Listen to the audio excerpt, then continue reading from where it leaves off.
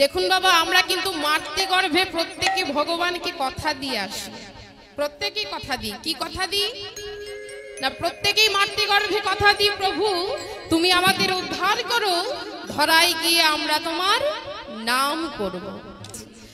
ভগবানকে প্রত্যেকেই কথা দিয়েছি, কিন্তু দেখুন ভগবান আমার এতই দয়াময়, ভগবান আমার এত কৃপাময়, তিনি কিন্তু সবকিছু আমাদের দিয়ে পাঠালেন। দুহাত ভরে আমাদের সবকিছু দিয়েছেন, সুন্দর সংসার, আত্মীয় স্বজন, ছেলে মেয়ে, বুক ভরা সংসার ভগবান দুহাত ভরে দিয়েছেন। কিন্তু মা, যে ভগবানের জন্য আমরা এত কিছু পেয়েছি, যে ভগবান না দিলে এত কিছু আমরা পেতাম না, যে ভগবান দিয়েছে বলে আমরা কিন্তু এত কিছু আজ পেলাম। আর সেই ভগবানকে এই ধরায় এসে আমরা একটু ডাকার মতো ডাকতে আর পারি না। হরি বল। ভগবান তো কিচ্ছু চাই না। ওমা, ভগবান বলেনি যে আমাকে প্রতিদিন রাজভোগ সাজিয়ে দাও। কি গো মা, বলেছে? ভগবান কিচ্ছু চাই না। কেউ যদি একটু ভক্তি চিত্ত মনে দুফোঁটা নয়নের জল ঝরিয়ে ভগবানকে ডাকতে পারে, তাতেই আমার ভগবান সন্তুষ্ট। হরি বল। তাই প্রভু বলছে, রে জীব, না কাঁদলে কোনোদিন কৃষ্ণকে পাওয়া যায় না।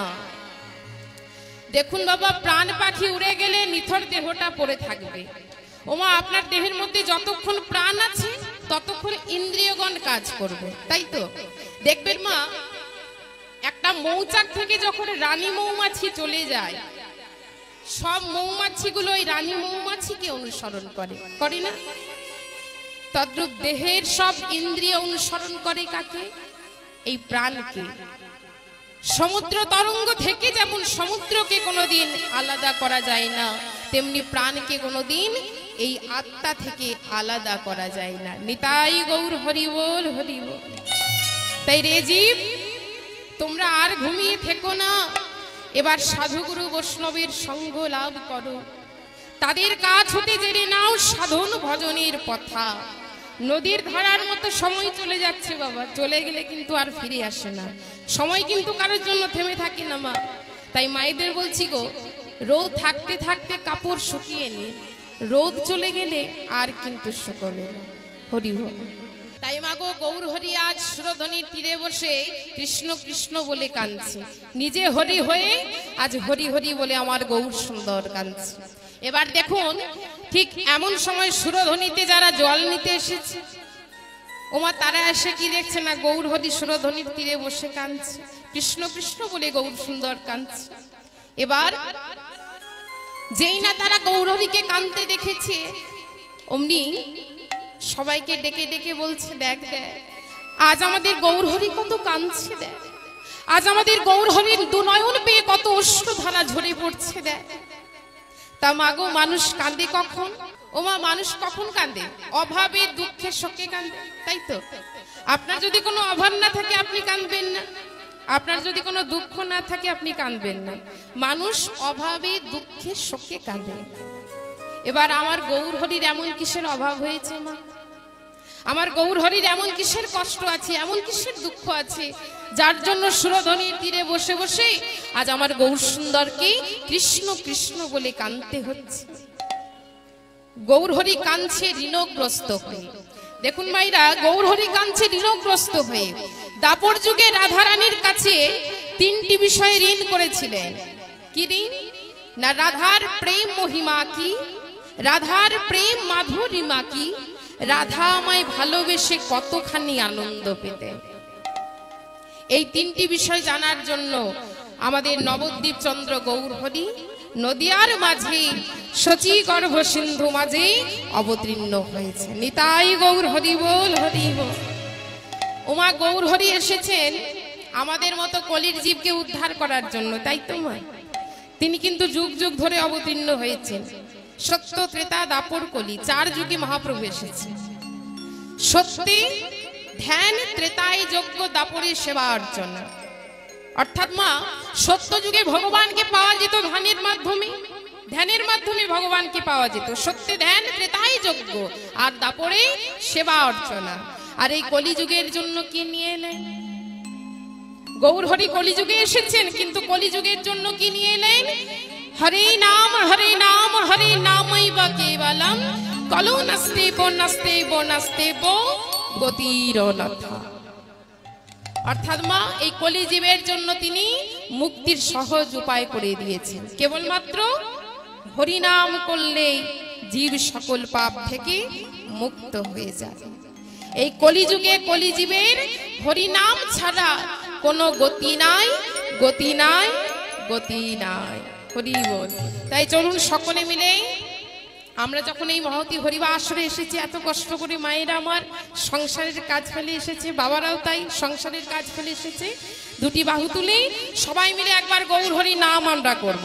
সবাই করতালি দিয়ে বলুন, ভজ গৌরাঙ্গ জপ গৌরাঙ্গ লহ গৌরাঙ্গে নাম রে, ভজ গৌরাঙ্গ জপ গৌরাঙ্গ লহ গৌরাঙ্গের নাম রে, ভজ গৌরাঙ্গ জপ গৌরাঙ্গ লহ গৌরাঙ্গের নাম রে, ভজ গৌরাঙ্গ জপ গৌরাঙ্গ লহ গৌরাঙ্গের নাম রে, যে জন গৌরাঙ্গ ভজে সে হয় আমার প্রাণ রে, যে জনা গৌরাঙ্গ ভজে সে হয় আমার প্রাণী রে, যে জনা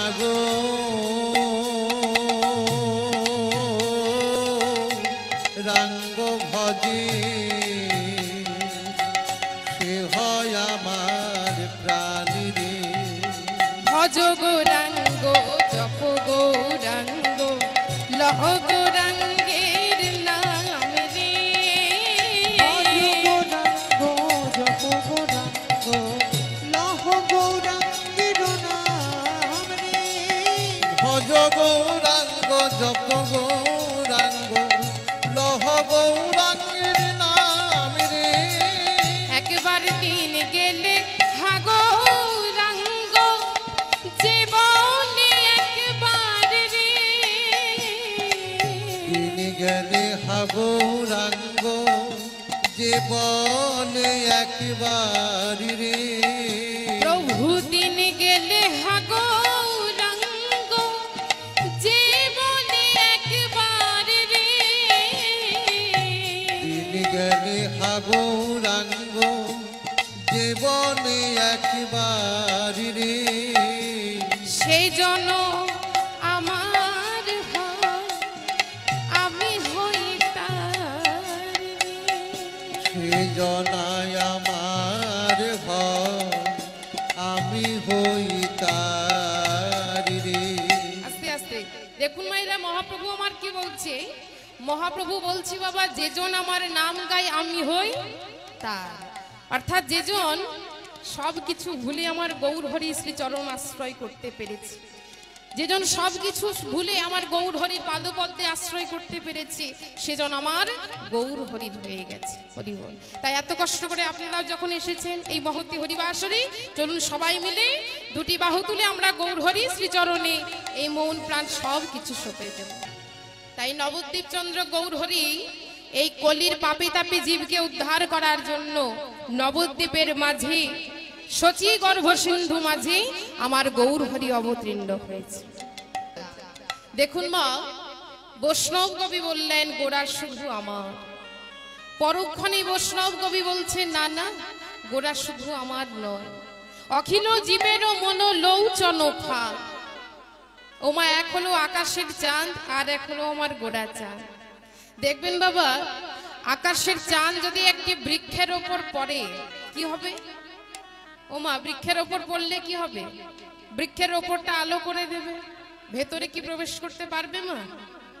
পারবে না। যখন আকাশের চাঁদ একটা বৃক্ষের ওপর পড়বে, বৃক্ষের ওপরটা কেবল আলো করবে, ভেতরে কিন্তু প্রবেশ করতে পারবে না। আর আমার গোড়া চাঁদ, দেখুন মায়েরা, আমার এই গোড়া চাঁদের আলো যদি কোনো ভক্তের ওপর পড়ে, যদি কোনো ভক্ত গৌর গৌর বলে তার হৃদয় আকাশে উদয় করাতে পারে, সেই ভক্তের অন্তর বাহির সব আলোয় আলোকিত হয়ে যায়। নিতাই গৌর হরি বল, হরি বল। তাহলে আজ আমার গৌর সুন্দরের ভাবটি কেমন হয়েছে মা? প্রেম জলে ডুবু ডুবু লোচন তারা, প্রেম উলুধ্বনি, জলে ডুবু উলুধ্বনি। ডুবু লোচন তারা, প্রেম জলে ডুবু ডুবু লোচন তারা। গোরায় আমার, গোরায় আমার, গোরায় আমার, আমার গোরায় আমার। ডুবলো তারা, ডুবলো তারা, দেখো ডুবলো তারা। দেখো ডুবলো তারা। ওমা দেখুন কি বলছে, ডুবলো তারা, ডুবলো তারা। কারা ডুবতে পেরেছে? কারা ডুবতে পেরেছে গো? আমার প্রাণ গৌরের ভক্ত যারা, ডুবলো তারা। আমার প্রাণ গৌরের ভক্ত যারা, ডুবলো তারা। আমার প্রাণ গৌরের ভক্ত যারা, ডুবলো তারা। যারা গৌর ছাড়া আন জানে না, ডুবলো তারা। যারা গৌর ছাড়া আন জানে না, ডুবলো তারা। গৌর ছাড়াই আর জানে না, ডুবলো তারা। কাঁদিয়ে কহয়ে পুন ধি কোমর বুদ্ধি, অভিমানে হারাইলাম আমি কানগুণ নিধি। আমি হারালাম, হারালাম হারালাম, হারালাম। ওই অঞ্চলের গুণ নিধি, হারালাম আমি হারালাম। অঞ্চলের গুণ নিধি হারালাম, হারালাম। আমি যতন জানি না বলে আজ হারালাম, হারালাম। যতন জানি না বলে হারালাম, হারালাম। এই রূপে উদ্ধারিল সব নর নারী, এরা ধমোহনে কহে কিছু না হলো আমার। জয় রাধে, জয় রাধেশ্যাম, হরে কৃষ্ণ, জয় নিতাই, জয় মহাপ্রভু। সমবেত গৌর ভক্ত মণ্ডলী ও আমার ভক্তিমতী মায়েরা, তাহলে এতক্ষণ আমরা ছিলাম শ্রীরাম নবদ্বীপ ধামে, আস্বাদন করলাম কিছু গৌর কথা। আর এই নবদ্বীপের মাঝে এসেছেন আমার নবদ্বীপ চন্দ্র গৌর হরি। তাই সে গৌর হরি শ্রীচরণে প্রণাম জানিয়ে, গৌর হরি শ্রীচরণ আশ্রয় লাভ করে আমরা যাব আজ মধুময় শ্রীরাম বৃন্দাবনে। কিন্তু বৃন্দাবনে যাওয়ার আগে একটু জেনে নেব মা, এই বৃন্দাবন নাম হলো কেন? সত্য যুগে কেদার নামে এক ধর্মনিষ্ঠা সত্যপরায়ণ রাজা ছিলেন। সেই রাজার এক কন্যা ছিল, তার নাম হলো বৃন্দা। লক্ষ্মী অংশে জন্ম হলো এই বৃন্দার। তা মাগো, বৃন্দা দুর্বাসা মুনির কাছে কৃষ্ণ মন্ত্রে দীক্ষা নিয়ে বৈরাগী হয়ে বনে গমন করেছিলেন। আর সহস্র বৎসর তপস্যা করার পর শ্রীহরি বৃন্দাকে দর্শন দিয়েছিলেন। দেখুন মায়েরা, যেদিন শ্রীহরি বৃন্দাকে দর্শন দিয়েছেন সেদিন বৃন্দা শ্রীহরির কাছে একটা বর চেয়েছিলেন। কি বল? না, শ্রীহরিকে পতি রূপে পাবার বর। হরি বল। আর শ্রীহরি বৃন্দার মনোবাসনাও পূর্ণ করেছিলেন। তাই ভগবান কৃষ্ণচন্দ্র বৃন্দার সাথে যে স্থানে বিহার করেছিলেন সে স্থানের নাম হলো মধুময় শ্রীরাম বৃন্দাবন। হরি বল। তাই রাধা গোবিন্দের শ্রীচরণে প্রণাম জানিয়ে, সকল ভক্তের শ্রীচরণে প্রণাম জানিয়ে, সকল ভক্তির চরণ ধুলি মস্তকে ধারণ করে আজ আমি লীলায় প্রবেশ করছি। দেখুন মা, লীলা চলাকালীন যদি কোনো ভুল ত্রুটি হয়, নিজের কন্যা বা বোন বলেই আপনারা আমায় ক্ষমা করে দেন। হরি বল। তাহলে আজ আপনারা যে লীলা আস্বাদন করবেন মা, সেটি হলো শ্রীমতী রাধা রানীর মান। নিতাই গৌর হরি বল, হরি বল।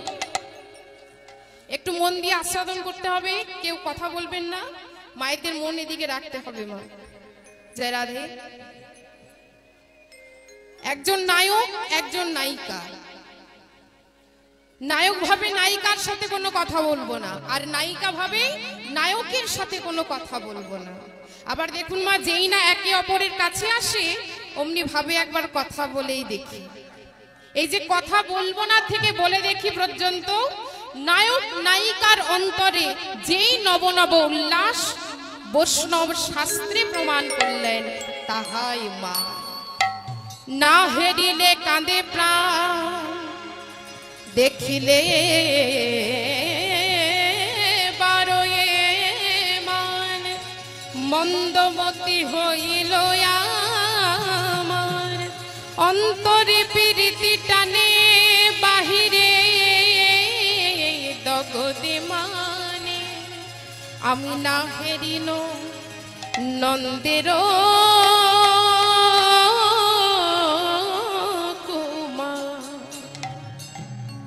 দেখুন না দেখতে পেলে প্রাণ কেঁদে ওঠে, আবার যখন কাছে আসে অমনি মান বেড়ে যায়, অন্তরে উল্লাস বাইরে বিলাপ।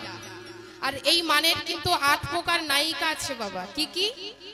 অভিসারিকা, বাসক সজ্জা, বিপ্রলব্ধা, প্রসিদ্ধ ভর্তিকা, সাধন ভর্তিকা, উৎকণ্ঠিতা, খণ্ডিতা আর কলহন্তরিতা। যা সখিনাং পুরা পাদে পতিতা বল্লভ রুষাং নিরাশ পাশ্চাত্যপতি কলহন্তরিতা হে।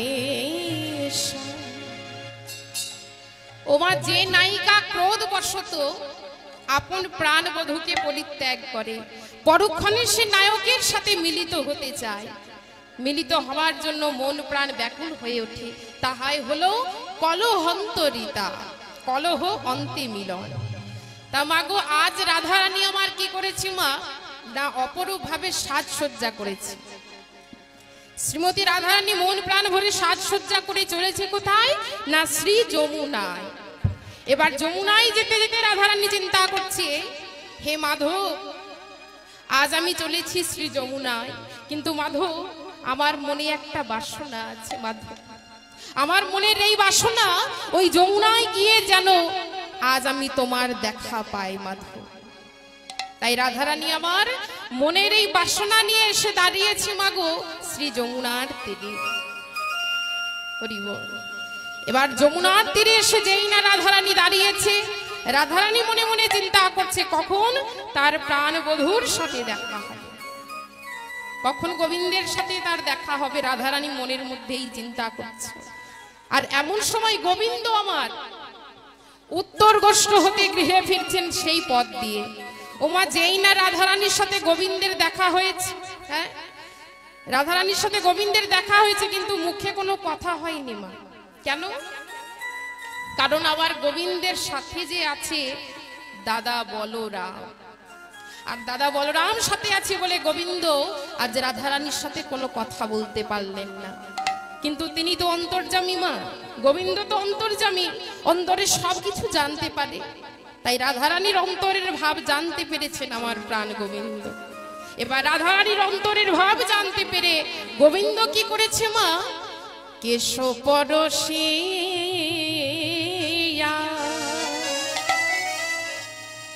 বচনের ছলে আজ সংকেত করিল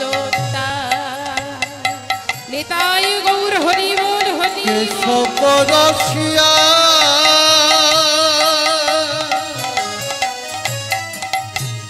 বচনের ছলে সংকেত করিল আজ কেশ পরশিয়া বচনের ছলে সংকেত করিল তাই গৌর হরি বল হরি রাধে তুমি কেশর কুঞ্জ সাজিয়ে, তুমি কেশর কুঞ্জ সাজিয়ে রেখো। ওমা যেই না গোবিন্দের সাথে রাধারানীর দেখা হয়েছে, অমনি গোবিন্দ কি করেছে, কেশ স্পর্শ করে আমার রাধারানীকে অন্তরের ভাব জানাচ্ছে। ও গো রাধে কেশর কুঞ্জ তুমি সাজিয়ে রেখো, কেশর কুঞ্জ সাজিয়ে রেখো, আমি তোমার কুঞ্জ বলি যাও গো রাধে তুমি কেশর কুঞ্জ সাজিয়ে রেখো। তোমার কুঞ্জে যাব রাধে কেশর কুঞ্জ সাজিয়ে রেখো।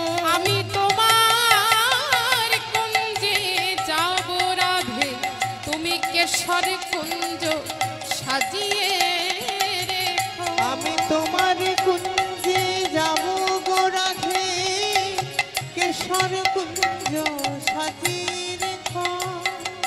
গোবিন্দ কেশ স্পর্শ করে তার সংকেত জানাচ্ছে। ওমা কেশ মানে কি? হ্যাঁ, কেশ মানে হলো চুল। তা গোবিন্দ কি করেছে? চুল স্পর্শ করে শ্রীমতী রাধারানীকে তার অন্তরের ভাব জানাচ্ছে। বলছে ওগো রাধে অদ্য নিশীতে আমি তোমার কুঞ্জে যাব। ও রাধে তুমি আমার জন্য মনের মতো করে কুঞ্জ সাজিয়ে রেখো রাধে। তাই গোবিন্দ আমার এই সংবাদ জানিয়ে শ্রীমতী রাধারানীকে এই সংবাদ জানিয়ে বিদায় নিয়েছেন। এবার রাধারানী কি করেছেন মা? যেই না গোবিন্দ এই সংকেত জানিয়েছে, মনের আনন্দে সখীগণকে সাথে নিয়ে চলেছে নিজ গৃহে। এবার যেই না নিজ গৃহে এসে দাঁড়িয়েছে, এসে বলছে আয় ললিতা, ললিতা ওরে আমার প্রাণবধূ ওই কেশ স্পর্শ করে কি একটা ইঙ্গিত আমায় করলো না? হ্যাঁ, বলি সেই ইঙ্গিতের অর্থ তো আমি কিছু বুঝতেই পারলাম না। হরি বল। ওমা রাধারানী সংকেত দেখেছে ঠিকই, কিন্তু যে সংকেত গোবিন্দ রাধারানীকে জানিয়েছে সেই সংকেতের অর্থই কিছু বুঝতে পারলো না। হরি বল। রাধারানী বলছে বলে দে ললিতা, আমার প্রাণনাথ কে স্পর্শ করে যে ইঙ্গিত আমায় করেছে সেই ইঙ্গিতের অর্থ কি তুই আমায় বলে দে। ললিতা বলছে শোন রায় শোন, কেশ শব্দ দিয়ে বৃন্দাবনে দুটি স্থান আছে, একটি হলো কেশিঘাট আর একটি হলো কেশর কুঞ্জ। ওরে ওরাই এই দুটি স্থানের মধ্যে তুই যেখানেই যাবি সেখানেই তোর প্রাণ বল্লভের দেখা তুই পাবি। তবে আমি কি বলি রায়, তুই কেশর কুঞ্জে অভিসার কর। তাই রাধারানী কি করেছে দেখুন মা, যেই না ললিতাই কথা বলেছে অমনি মন প্রাণ ভরে রাধারানী আমার সাজসজ্জা শুরু করে দিয়েছে। অপরূপ ভাবে রাধারানী সেজে সখীগণকে সাথে নিয়ে চলেছে কেশর কুঞ্জে। কেমন ভাবে? তাই শ্রীমতী রাধারানী আমার অপরূপ ভাবে সাজসজ্জা করে আজ সখীগণকে সাথে দিয়ে এসে দাঁড়িয়েছেন মা কেশর কুঞ্জে। এবার কেশর কুঞ্জে যেই না রাধারানী এসেছে, ললিতাকে বলছে ললিতা এক কাজ কর সখী। ওরে ললিতা, এবার আমার মাধবের আসার তো সময় হয়ে গেছে, ওরে তোরা মনের মতো করে আমার মাধবের জন্য আজ কুঞ্জ সাজিয়ে দে, মনের মতো করে তোরা কুঞ্জ সাজিয়ে দে।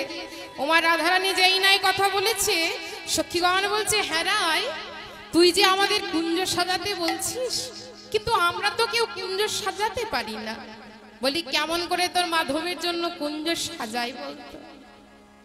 ওমা এমন সময় কি হয়েছে দেখুন, পদকর্তা চণ্ডীদাস ভাবাবেশে এলেন মধুময় শ্রীরাম বৃন্দাবনে। এসে বলছে কি হয়েছে ললিতা, আজ তোমাদের এত চিন্তিত দেখাচ্ছে? ললিতা বলছে জানো ঠাকুর, আজ আমাদের কুঞ্জে প্রাণ গোবিন্দ আসবে, কিন্তু আমরা কেউ কুঞ্জ সাজাতে পারি না। কেমন করে মাধবের জন্য কুঞ্জ সাজাবো সে কথাই যে আমরা ভাবছি ঠাকুর। ও এই কথা, আচ্ছা তার আগে বলো তো তোমাদের গোবিন্দের অঙ্গের রং কেমন? বলে কেন? আমাদের গোবিন্দের অঙ্গের রং উজ্জ্বল শ্যামবর্ণ। কি বললে? উজ্জ্বল শ্যামবর্ণ। বলি তাহলে রংটা তো কালো হচ্ছে। হরি বল। সখীরা বাধা দিয়ে বলছে না না না না ঠাকুর, অমন কথা মুখেও এনো না, আমাদের মাধব কেন কালো হবে? আমরা কাজল ভরা নয়নে তাকে কালো দেখি। মাধবের অঙ্গের জ্যোতিতে আমাদের মনের এই মণিকটা যে আলো হয়ে যায় ঠাকুর। ও এবার বুঝতে পেরেছি, আমার কথা শুনে তোমাদের রাগ হচ্ছে তাই তো? আচ্ছা ও কথা আমি আর বলবো না, তবে তোমরা মন দিয়ে শোনো, তোমাদের মাধবের জন্য কেমন করে তোমরা কুঞ্জ সাজাবে। বলি সখীগণ, যে ফুলগুলি প্রথম কলি মেলেছে কোনো ভ্রমর মধুর লোভে সেই ফুলের কাছে আসে। কনক কমল কোমল যেই দল সেজ বিছাইবে আবার রসের বালিশে আলিশ ভাঙিবে দ্বিজ চণ্ডী দাসেগা। পদকর্তা চণ্ডীদাস সখীদের এরূপ ভক্তি দিয়ে ফিরে গেলে। এবার রাধারানী বলছে, যা ললিতা, আর তোরা দেরি করিস না, এবার মাধবের জন্য সুন্দর করে একটি কুঞ্জ সাজিয়ে দে। ওমা তখন সখীগণ কি করেছে দেখুন। রাধিকা আদেশে মনের হরিষে সুমচয়ন করে, রাধিকা আদেশে মনের হরিষে কুসুম চয়ন করে। তখন রাধিকা আদেশে মনের হরিষে কুসুম চয়ন করে, রাধিকা আদেশে মনের হরিষে কুসুম চয়ন করে। আবার মল্লিকা মালতী জুই জাতি জুতি সাজাইলা ধরে ধরে, মল্লিকা মানতী জুই জাতি জুতি সাজাইলা ধরে ধরে। দেখো মল্লিকা মালতী জুই জাতি জুতি সাজাইলা ধরে ধরে, মল্লিকা মানতী জুই জাতি জুতি সাজাইলা ধরে ধরে। ওমা কেমন করে সাজাচ্ছে, হ্যাঁ সখীগণ কেমন করে কুঞ্জ সাজাচ্ছে, মাধব আসবে বলে কথা, তাই এই বন সেবন থেকে ফুল এনেছে, এবার ফুল দিয়ে মাধবের জন্য আজ মনের মতো করে কুঞ্জ সাজাচ্ছে। কেমন করে?